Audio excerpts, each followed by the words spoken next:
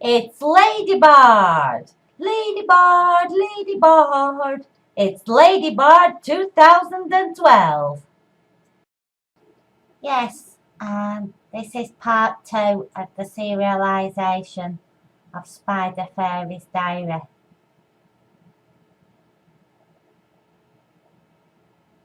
Just have to wait a minute, oh yeah. 3rd of March 2011.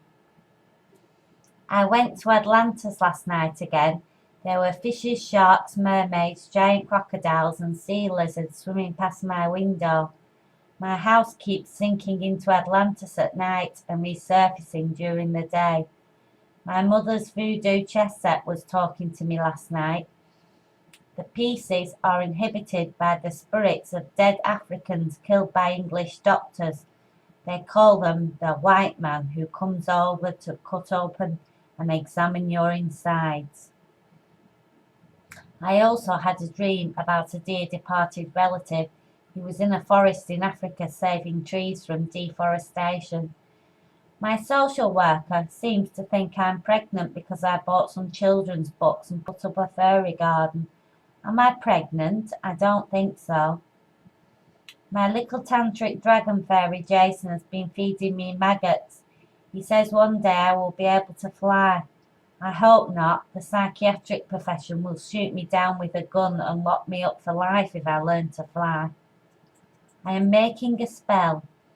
May all the lighters stolen off patients in hospital by the nurses refill with gas and return to their owners. So mote it, Diana. My spells never work. 7th of March 2011. I can't believe it. I went into town today.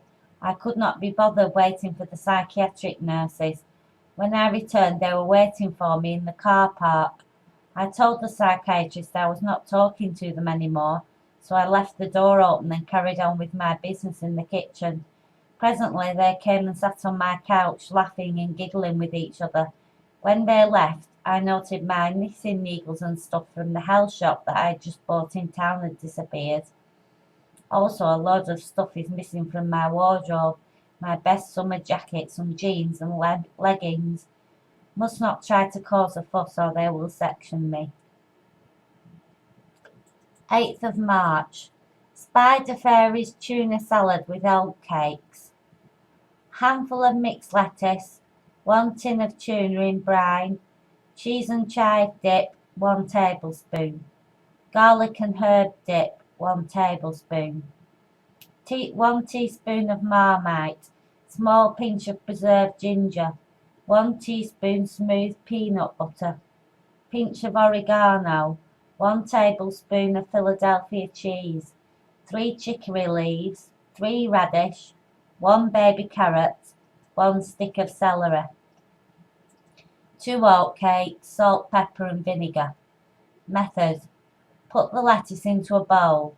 Add the tuna and a pinch of salt and pepper and dash of vinegar.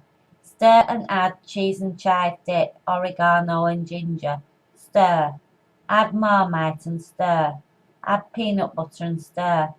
Add Philadelphia cheese and stir. Shred the chicory leaves, place on salad and stir. Slice radish and place on top of the salad. Top with grated carrot. Place bowl on a large plate.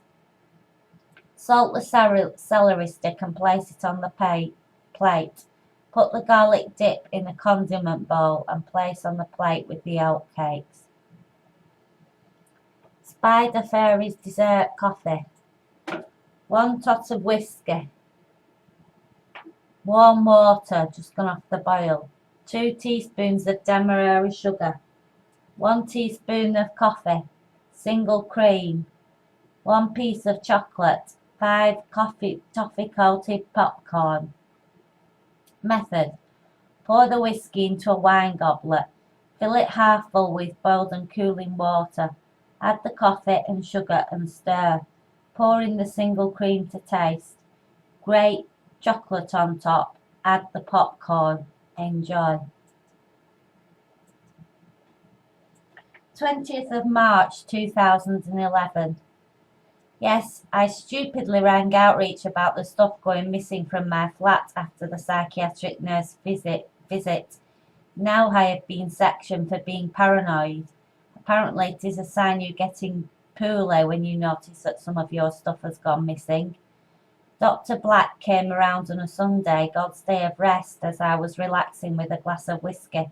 I had not done my housework that morning, and she was not impressed with my fairy garden.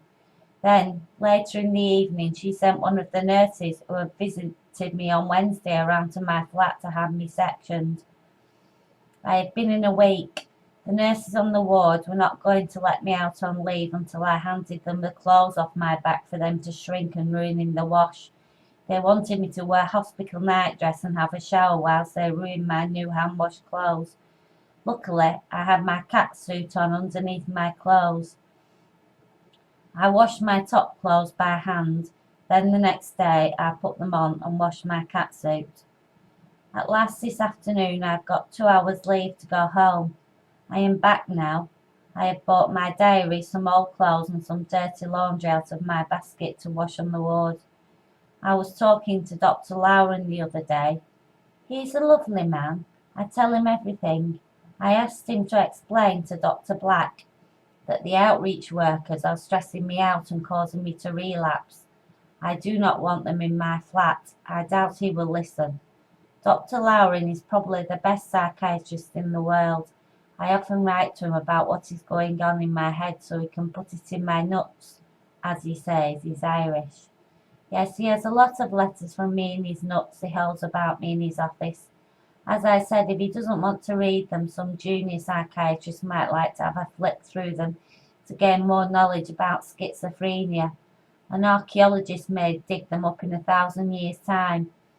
Then he can do a paper out on how appallingly psychics, telepaths and visionaries were treated in the 21st century.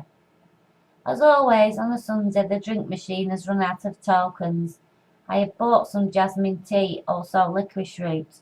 I am having some jasmine tea. Then it is smoke break. You have to go outside for a cigarette. Smoke breaks are approximately every 2.5 hours.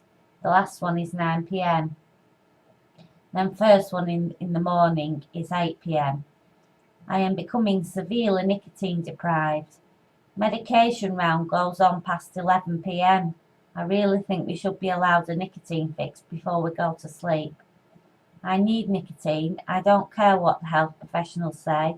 I have nicotine receptors in my brain that need occupying. Personally, I feel smokers are more intelligent. Also, I think I am allergic to wheat. Everything is contaminated with wheat. I keep getting a rash and my stomach keeps bloating up. Other than that, I am fine.